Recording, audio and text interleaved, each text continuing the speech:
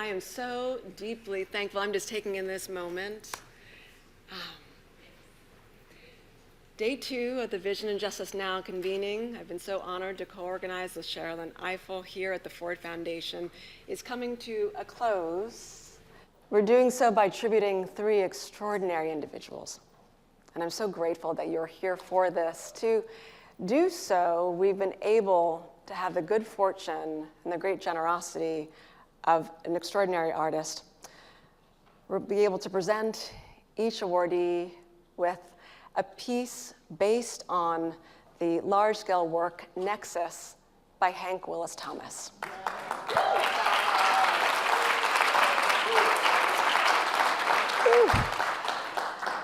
This work, Nexus, is a connection point. It emblematizes one between past and present, the intimate and the ephemeral.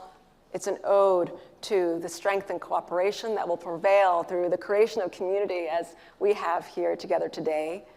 It's an important reminder of this work continuing together, and this surface of the original, this mirror-like surface, allows people to see themselves in it and invites us to wonder. We have Hank with us today, and he's going to offer a few words about this work before we begin the ceremony. Thank you.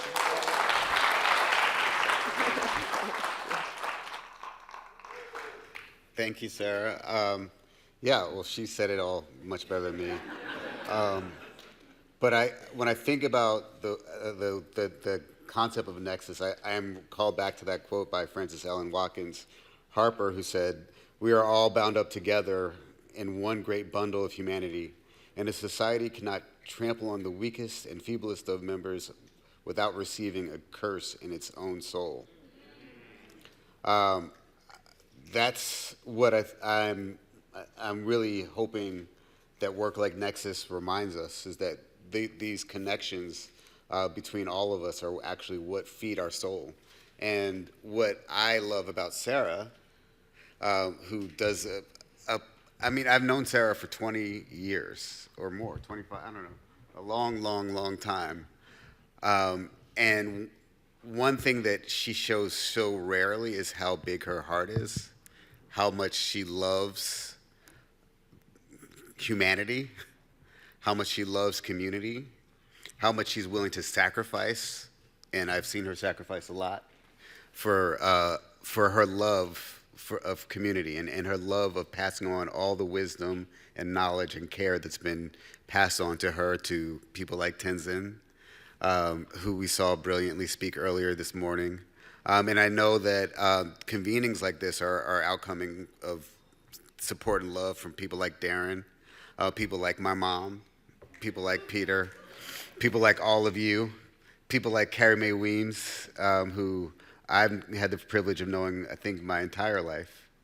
And the blessings that I've witnessed through our friends like Theatrical, so many people we saw today, Ava DuVernay, who provide space for us to share, is, I think, a really critical part of this vision and justice journey. So thank you to Aperture for supporting Sarah's work. But I really hope that moving forward that we uplift Sarah as much as she deserves to be uplifted and rarely asked to be.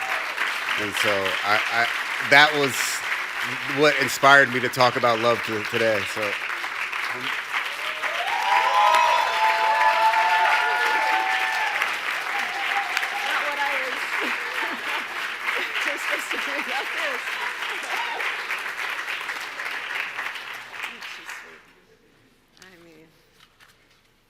Pay him to do that.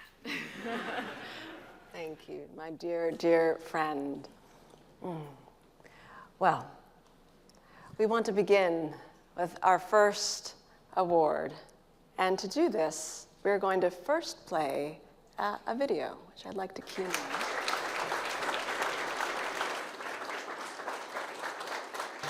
It's all about details distilled to one moment.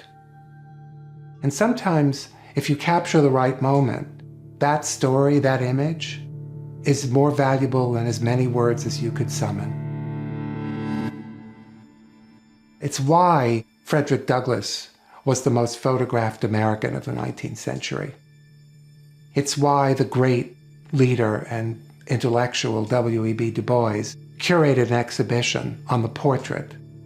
The camera could be used, not just to sway white people's opinion, that was maybe secondary, but to allow African Americans who were under the gaze of a mainstream culture that either ignored them, denigrated them, or subjected them to all manner of stereotypes to represent themselves as they wanted to be seen. I think one of the great photographers of the 20th century, without doubt, for me, is Gordon Parks. And the one thing that Gordon understood was that photography was a medium of inspiration. Gordon believed that if white Americans held stereotypical views of black Americans, what would it mean to take photographs of black people that instead of the differences that fuel their racism and fuel their stereotypes, there were mostly similarities. A couple reading the newspaper while their daughter was doing her homework on the floor of their living room, at the barber shop, or taking your child to the movies. And what Gordon felt very strongly was that images like that could inspire something that was not all that common in American life in the middle of the 20th century, and that was empathy. That it could undermine the very concept of difference that drives the motor of racism and segregation and bigotry by disarming the idea of difference itself. I shouldn't, photographs are like children. When you write about them, you shouldn't pick your favorites. But for me, one of the most extraordinary photographs, a photograph that every time I look at it, my adrenaline rushes, I get a tear in my eye. I just can't believe how beautiful and brilliant this photograph is of an aunt standing with her young niece in front of the colored entrance of a movie theater. The woman is Joanne Wilson. I interviewed Joanne Wilson 50 years later after the photograph was taken in Alabama. They're in their Sunday best, of course. You have to be in your Sunday best in a world that demeans you. You want to show that world you're not who they say you are. The little girl wanted popcorn. She could smell the popcorn. But no way was Mrs. Wilson going to walk that child through the back door of that theater. And I asked Mrs. Wilson, is there anything about the photograph you don't like? She said, well, the strap of my slip was showing. And to me, that strap is the strap of a woman preoccupied with a little child. She's not thinking she's in Vogue magazine at that moment. She's thinking of that child. And that's what every mother does, every aunt does, every grandmother does when they're with a child. The great Gordon Parks, with that camera in his hand, allowing this school teacher and her niece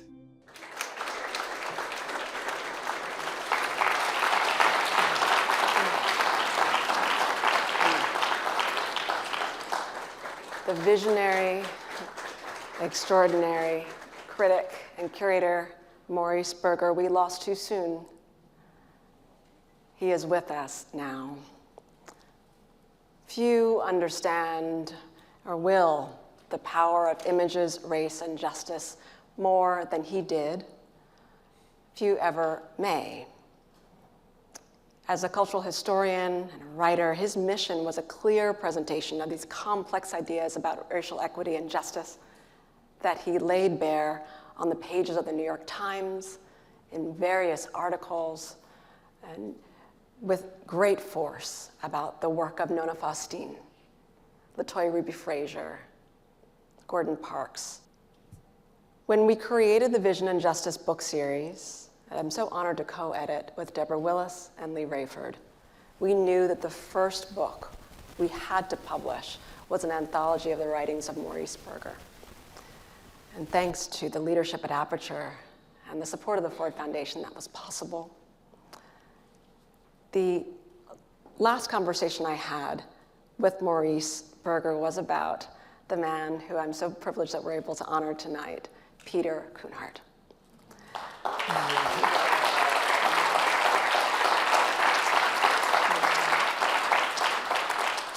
Now, teach at Harvard, and I have the good fortune of having a number of the artists who've been with us today come to the class. Ava DuVernay, Hank Willis Thomas, LaToya Ruby Frazier, Carrie Mae Weems as well, but I rarely am able to speak about the impact of the day when Peter came to class, to Vision and Justice.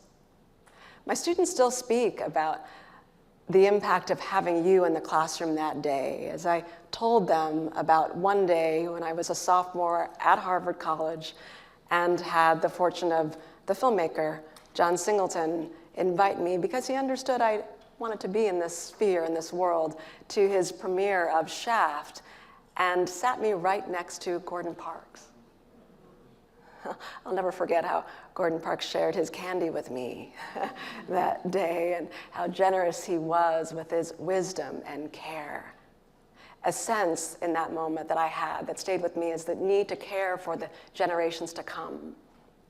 And I thought a lot about that day and the care that Peter expressed in being with those students, caring about what they were learning, giving them individually a poster, a Gordon Parks poster that so many of them still have. It meant a great deal. And he is, as you know from his bio, the executive director of the Gordon Parks Foundation, and in that work has done a great many things that would merit an award, right? Under his leadership, he's created scholarships, fellowships, prizes, awarding a total of more than $4 million so far, just so far, to students and artists, among them my students at Harvard. And he's organized this work alongside the Gordon Parks and Steidl Book Prize with the German publisher Gerhard Steidl to showcase the work of many artists. He's also launched the Gordon Parks Arts and Social Justice Fund to support creative work at the intersection of art and activism. More recently, he has initiated the Gordon Parks Legacy Acquisitions Fund to build the foundation's permanent collection for mid and later career photographers inspired by Gordon Parks, whose work has been under-recognized and impactful.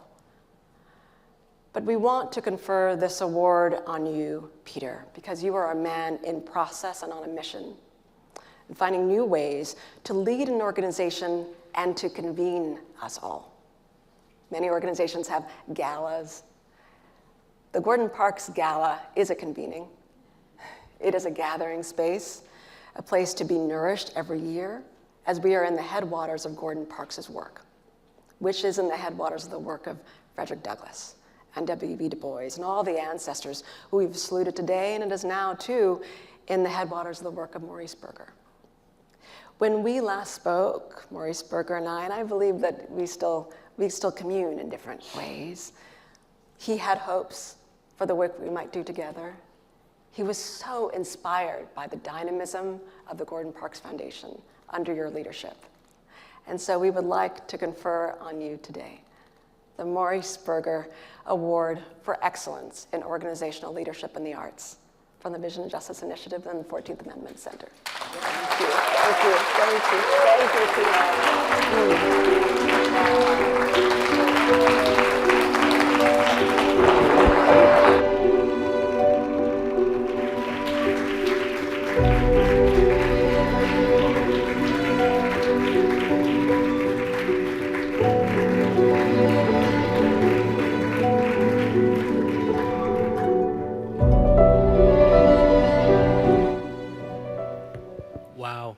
I'm humbled and so grateful to you, Sarah, and to Darren, and to Sherrilyn, and to all of you here tonight. The Gordon Parks Foundation really started as a very small entity. It started as Gordon and my grandfather having conversations about what to do after they both died. And Gordon and my grandfather went back 50 plus years. My grandfather was the managing editor of Life magazine and worked with Gordon from the 60s to 2006. When Gordon died, he left very clear instruction to take what he built and to carry it forward. And my grandfather, who, as his closest friend, believed in the power of Gordon's voice as a foundation for the future. And we formed the foundation with Gordon. Gordon died in March of 2006. March 6th of 2006, and my grandfather died 2 weeks later.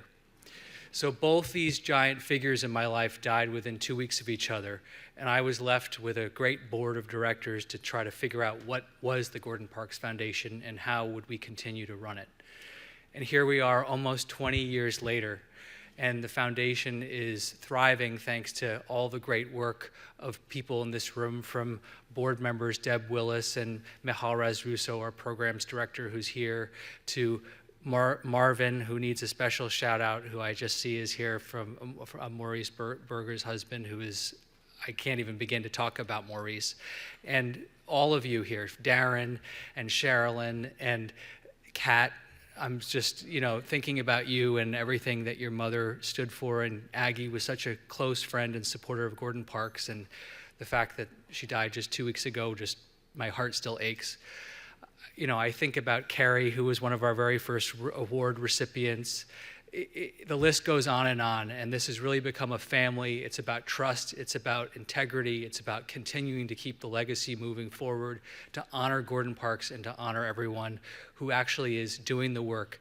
And as Sarah knows, and as I would only accept this for Sarah, is I hate these kinds of awards. Even though we do the Gordon Parks Gala once a year, I don't like public speaking. I like to be in my bed. I like to just work and not be thinking about being on and presenting and accepting. But this is a very special award, and I'm so grateful to everyone here tonight. So thank you.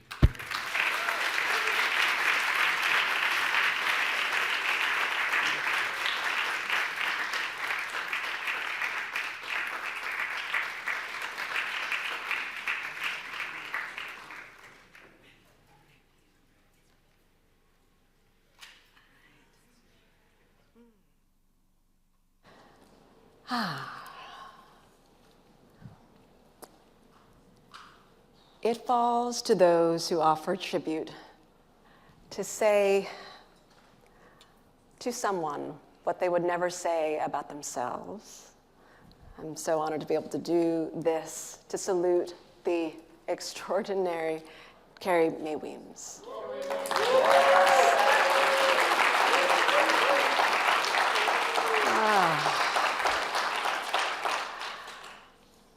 When it comes to Carrie, though, when you offer tribute, you're doing so echoing what so many consistently say. She is a visionary. And this Vision and Justice Now convening is one of the many reasons and reminders of why. Yesterday, many of you heard and were treated to a work in progress that she's titled Leave Now. And she's calling this a work in process, but I would already call this a work for the ages. It is another work that allows us to reconsider the modes and the practices and the tactics we must employ to honor the ancestors anew, to set new ground, to go forward, to craft art as the mode of truth and reconciliation that we need in the United States. It's a means for us to reimagine how we can account for loss. In her piece, there's a moment where she is echoing a refrain. A woman she describes is standing in an instant and can make a choice about moving to the past, staying in the present, or moving into the future. And as I heard that, I thought, that is Carrie. Carrie's precision and understanding what we need to chart the direction and the course of our moment is why, as one of my students said when she came to my class, many see her and her work as that of an oracle. She creates work that constitutes a portal to understand how to see our world. She encourages with this means to tear down walls. More than this, she's transformed the entire discipline of the arts and art history. It is impossible to understand contemporary art modern art, African American art, African diasporic art, without studying the work of Carrie Weems. Why? She take too long, and I have in a tribute to explain why. There are three primary reasons, though she allows us to understand the mechanisms through which power operates. She allows us to see vision itself as a subject of the arts, and she has also ushered in a way to honor the tradition and the repertoire of the Black American experience as core to the American experience. She's given us a way to remind us that our landscape is really the drama of history. Her work is a confrontation and a reckoning, and it's echoed in titles like Grace Notes for Now. It is an offering to the field and a keystone for understanding all of the intertwined modes of seeing the world anew. And today, Sherrilyn Ifill and I would like to salute the work of this prodigious artist. We would like to celebrate a body of work that has occasioned this fundamental shift in the envisioning of power so searing that my students' comment of Carrie being an oracle is the now only way I can see her and even address her as I write back to her in notes. We want to grant you, though, this prize in honor of the legacy of Anna Murray and Frederick Douglass. And in choosing this title and this pairing, it is a way to say as well, thank you for seeing us with love. Thank you for bringing out of us our full selves. Thank you for the sacrifice of the work. Thank you for honoring history and doing what Douglass in that Pictures in Progress speech did, as well as he came to the very end and said it might take over 150 years for us to understand this idea of the power of art for justice, to exemplify the artist who he knew would come. Carrie, I have deep love, as you know, as my friend, and deep respect as an art historian for your work, and deep appreciation for you. And so Sherrilyn and I together would like to confer upon you the Anna Murray and Frederick Douglass Award for Visionary Leadership and Artistic Excellence. Thank you, thank you, thank you.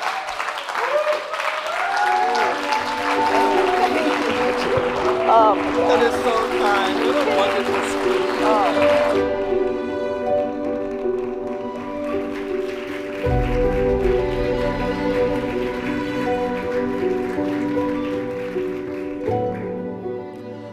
You know, I don't think I need to say much more.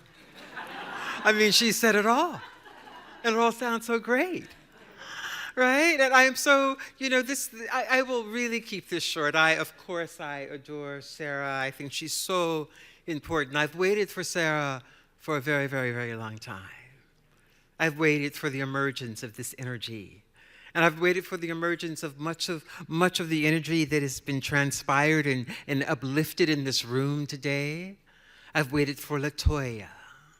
I've waited for Lorna, for Glenn, for Kara, for Kate.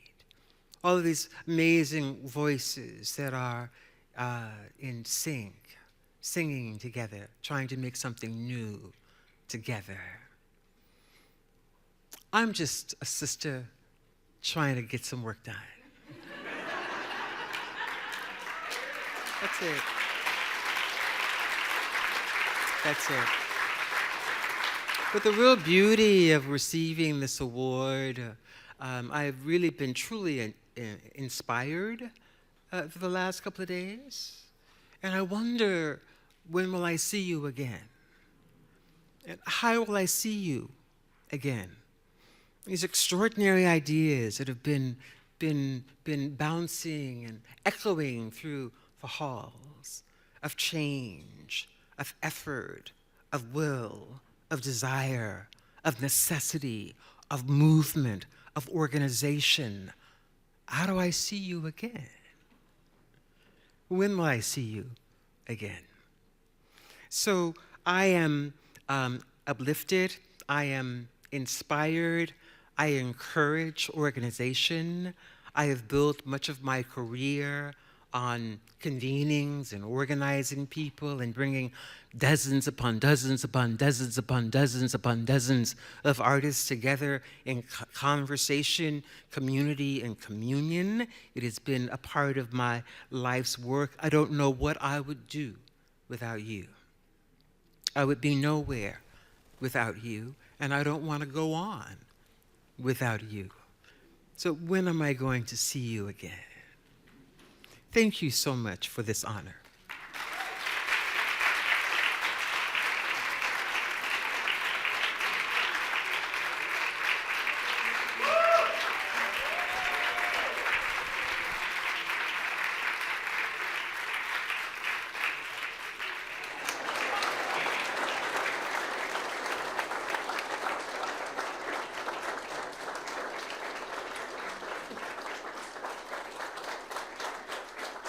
Let us get together somehow.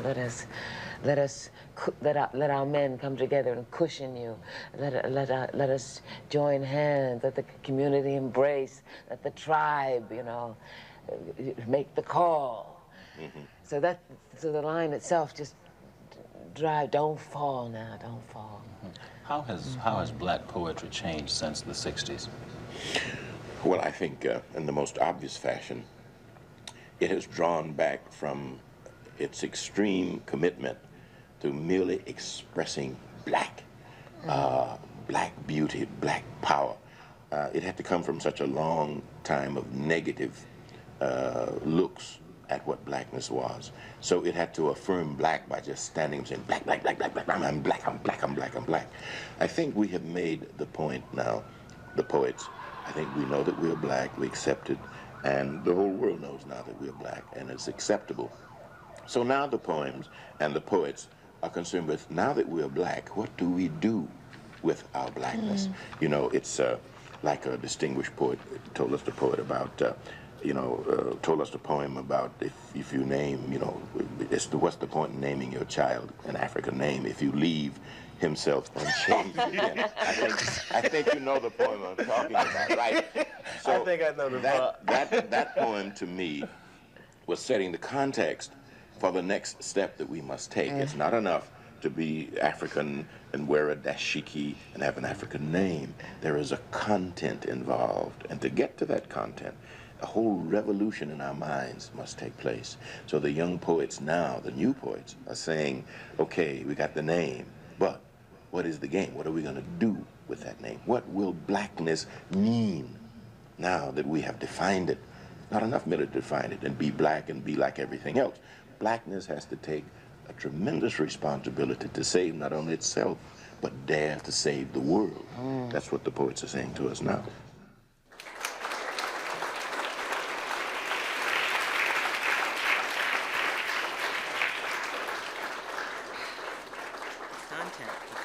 The content. She is recognized as the finest Broadway musical artist of our time. In a conversation with someone who's a very dear friend of hers, we talked about the fact that our grandchildren, maybe great-grandchildren, will be awestruck when we tell them, we'll be old then sitting on our porch, oh, I used to see Audra in the theater. You mean Audra? Oh, yes. This is an iconic moment to have this incredible talent walk among us. Now, I started my journey with Audra. She was not aware that I was starting a journey with her, but I started it soon after I had my third child. And I convinced myself that when I saw her in master class and believed it to be the most extraordinary performance I had seen, it was because I hadn't been out of the house because I had these 3 babies, and maybe I was just overcome.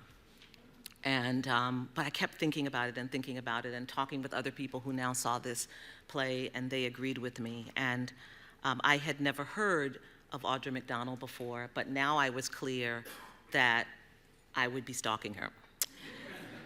I have seen Audra McDonald in almost every show that she has performed on Broadway. I saw her learn to tap dance while pregnant during Shuffle Along. I've seen her in everything. And I apprenticed my children when Audra was kind enough to take on a role in the television production of Annie. My kids think that's her best role. But since then, I've been able to take them with me to see her on Broadway. That was their introduction, and they adore her as much as I do. But here's the thing about Audra McDonald. First of all, it's the content of the performances that Ossie Davis was just talking about. It is what you bring and how you embody these extraordinary characters that she has been able to play. She could sleepwalk through it. She's that good, but she doesn't. In fact, even now at the top of her game, she continues to take risks. She still takes on difficult roles like Ohio State murders.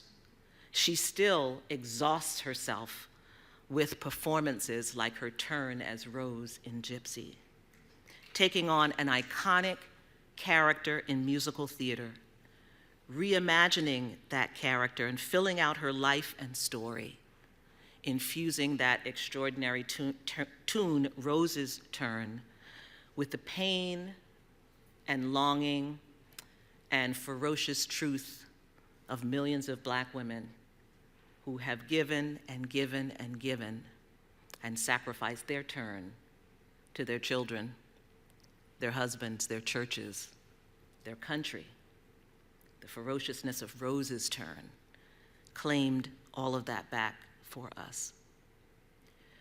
There is a spirit that is on Audra, and anyone who has been in her presence has felt it. There is something about her, a light within. I have always said if I could sing like with a 16th of the skill that Audra sings, I would be impossible to deal with. I mean, you would have had to roll out carpets, and I would have had a fur cape. I mean, I would have done the whole thing. But she does this thing with incredible grace and humility. We see this in her philanthropic work, her devotion to Covenant House, and her deep concern for homeless youth. We saw it in 2020 when Audra became one of the founders of Black Theater United, devoted to addressing and confronting systemic racism in the theater and beyond. What's interesting is, as Ossie said, it's not as though Audra's, it's the one name. Audra's walking around saying, I'm Black, I'm Black, I'm Black. We all know she's Black. But what she does with her experience and with the gravitas of who she is bring it into every performance and into every room. And when she is called upon to take it to the next level, as she felt herself to be in 2020 with Black Theater United, then she steps right into that space. Those of you who followed Audra on social media know also that she speaks gently to us. She speaks about her experience in the theater, she speaks about her preparation, and she tells those who maybe get too zealous that there are boundaries of fandom and that artists are also entitled to preserve their boundaries from their fans. Her devotion to her beautiful and brilliant daughters, Zoe and Sally, and to her insanely talented and incredibly handsome husband, Will Swenson, is also a part of what rounds out this extraordinary woman. She has been with us so long, I worry that we maybe take her for granted. We say the truth that she has won more Tonys for performance than anyone else, 6 in all. But those of us who have seen all of her performance know that she could have many more. She's won Grammys, she's won Emmys. That this woman is not an EGOT is a crime, and so someone please come forth with the film role for Audra so that she can be an EGOT. It was important to me that we ensure that we had an award for someone engaged in theatrical performance, and that we kept alive the names of Ossie Davis and Ruby Dee for who they were. They were performers, they were writers, they were producers, but they were also activists. They allowed their home to be a refuge for those on the front lines. They never compromised in their belief about what was right and what was important. And to have such an extraordinary, living, performing, active, in-demand actress who walks in that spirit is a great privilege for all of us. In these difficult times, we must honor those who walk among us with this extraordinary dignity, beauty, and talent now, not later. And so for that reason, we are conferring the first ever Ossie Davis and Ruby Dee Award for Visionary and Theatrical Excellence to my idol, Audra McDonald.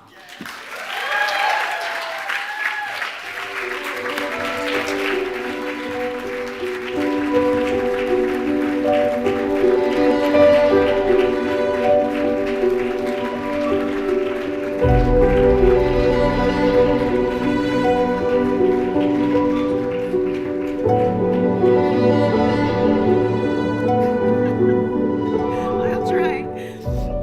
I just looked because I have some remarks on my phone, and I just looked down, and it was telling me to hold the thing closer so I could buy something just now, which I don't want to do. Thank you so much. I'm so deeply honored to be here tonight, and alongside all of you and these incredible, incredible minds. Carrie Mae Weems, and everything that you have done, Peter Kunhardt, Gordon in spirit. Thank you so much for this honor. Thank you to Sherrilyn and to Sarah and to Darren for creating the opportunity for all of these incredible minds to share space with one another for the past 2 days. I've been so moved by the intention behind this convening, to explore and assert the importance of arts and culture and reimagining a future fit for everyone. And while reflecting on the incredible honorees and guests of this gathering, I came upon a through line of what I really admire about everyone who's been here these past couple of days. We're an astounding company with visionaries who I identify as fierce protectors and champions of the sacred intricacies and complexities of living without, pursuing social justice, and yet still living. Black life, Black stories, Ava DuVernay, Carrie Mae Weems, Nicole Hannah-Jones, Amy Sherrill, just to name a few, all refuse to flatten or simplify Black life, whether that be by creating comprehensive Black history education models, capturing and depicting beautifully tender moments of Black women and their families, or unveiling interweaving structures of oppression. I'm so inspired by these women. I'm gonna talk about the women because this is precisely what I've hoped to do and achieve throughout my career, to tell stories, to tell Black stories that are nuanced and full. And when it is not my turn to tell these stories, I work alongside my fellow founders and leaders of Black Theater United that exists particularly because of Darren Walker and Sherrilyn, who gave us such invaluable guidance and wisdom and generosity as we were trying to birth Black Theater United years ago. So thank you so much for helping us to bring it to life. As we carve out those opportunities for other Black artists to explore every single technicolor dimension of their soul. That is so important to us. But I have to be honest with you, I'm tired. I know I'm not alone in this feeling, but I'd hoped, I'm sorry, I'm getting emotional, I'm an actress, what do you want to do? I hoped that we would all be able to live in softness by now, you know? That we wouldn't have to fight tooth and nail for our most cherished stories to be told, just to be thought of as human. And while I'm doing my best to remain optimistic and persistent, I cannot but grieve the lives I thought I could promise my daughters. I am disheartened by the sacrifices we've made and how far back the pendulum is swinging. However, Looking around this room, I'm grateful for this community that I will always rely and celebrate. Audre Lorde once said, for women, she didn't parenthesize women, I just did because there are men in this room too, but for women, the need and desire to nurture each other is not pathological, but redemptive. And it is within that knowledge that our real power is rediscovered. And in my moments of frustration, I am reminded that Black women have always created safe, sacred space to share our most cherished stories. I'm trying to model that for young artists and to my children, that softness will always be found in these communities, even when hope starts to falter, so that creativity, humanity, resistance, and justice can thrive and grow. And as the late, great Nikki Giovanni once said, it's wonderful to be a Black woman. I'm going to recommend it.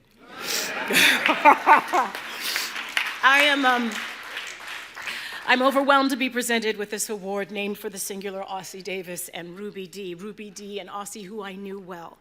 I played the younger Ruby Dee in Having Our Say. And I also had the great fortune of following in her footsteps to play Ruth Younger in Lorraine Hansberry's A Raisin in the Sun. They are heroes to me, heroes to anyone in the theater, and especially to Black theater artists.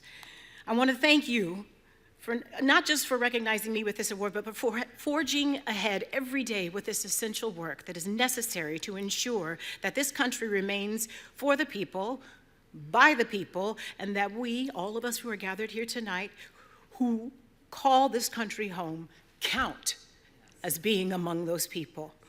And of course, we all know that this gratitude isn't limited to just the present. It stretches far, far back to the courage of generations that came before, and it propels us forward into the future on what Lorraine Hansberry called a long line that reaches into infinity.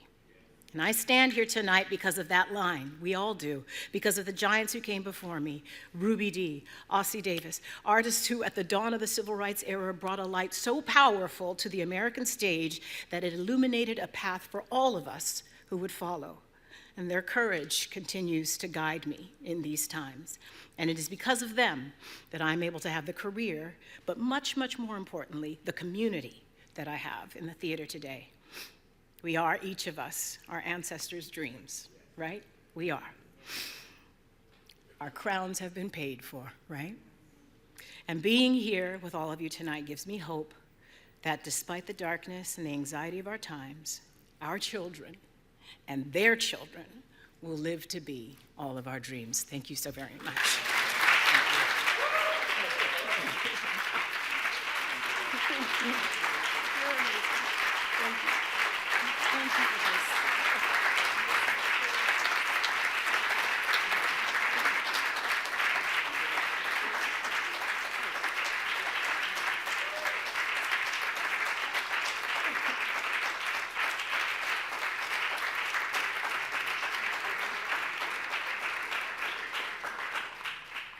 Okay, we're in the home stretch, and we're very shortly going to hear from our host, Darren Walker, but we've got just one quick video to show, real quick, before he comes and closes us out. Thank you so much to all of the awardees, Audra McDonald and Carrie Weems, and where's Peter Kunhardt right there? Oh my gosh, thank you for being with. It was our honor to honor you.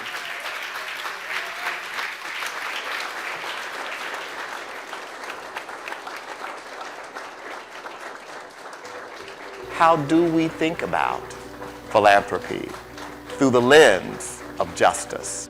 Darren, he's dug into privilege and power, justice and imagination. It requires humility. We have to get uncomfortable.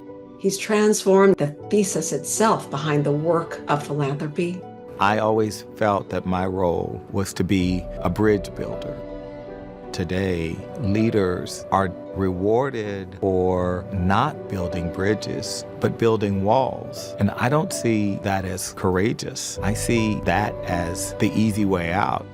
Artists are the truth tellers, the brave souls who hold the mirror up to us all and hold us to account. What Darren did that was so remarkable with the Art for Justice Fund is he just very keenly identified how art and culture can change lives. Darren has long been able to see what something needs before it happens, before the person creating the initiative knows. When you are taking on a huge task as a leader, you need people who believe in you. And Darren believed in me. You are truly dedicated to bringing out the best in humanity. Please join me now in welcoming Darren. Darren does love the idea of America, which is to say he's always reaching for what's possible within us. So you've written a book? I believe that hope and optimism in a moment like this is radical. A serious man with a serious mission who wears it all lightly. It has been such a privilege to have Darren as a friend, as a mentor, as a supporter. Thank you for your work, for your vision, for your grace, for your humility. You are not only a source of inspiration, but you will also be loved.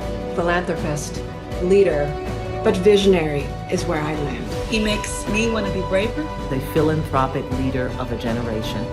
To be courageous today requires a sense of self-awareness and purpose, and a willingness to live with the consequences.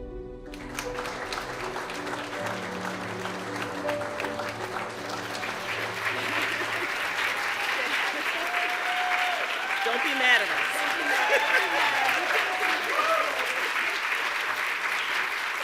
Thank you all. Thank you so much. Thank you, please. Thank you very much. I'm so grateful. I'm so grateful to you all. And this is really, thank you. I am so grateful, and I'm so, on this occasion, filled with joy. Thank you for making this possible. First, I want to just offer how much we all needed these 2 days. And to say that we have a capacity to sense when there is history being made and we are literally standing in that moment. That is the way I have felt these past 2 days. That there was something truly epic about this occasion and the constellation of people who have been in this room and in this building. I want to say thank you to my sisters who have inspired me and challenged me and lifted me up. I am not worthy of their amazing words and their accolades. For it is these two women who have driven this amazing, remarkable spaceship called Vision and Justice, and the Institute at Howard University Law School. The 14th Amendment. Where would we be without these two women? Where would we be? And so it is with a full heart and deep gratitude that I stand before you. I want to also recognize my inimitable colleague, the one and only singular sensation that is Juliet Moreira. Juliet, please. So much gratitude to Juliet and all of my colleagues at the Ford Foundation, our events team, the President's Office. You have made me so proud. So let us go forward as we have always done as a people, not deterred, not bowed, not capitulating or giving in or giving up. Too many people gave their lives because they believed in what might be possible for us.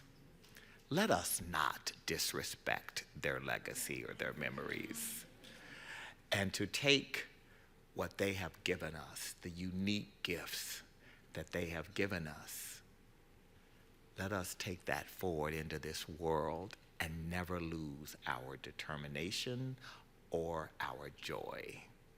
Thank you all so much. Thank you, thank you, thank you.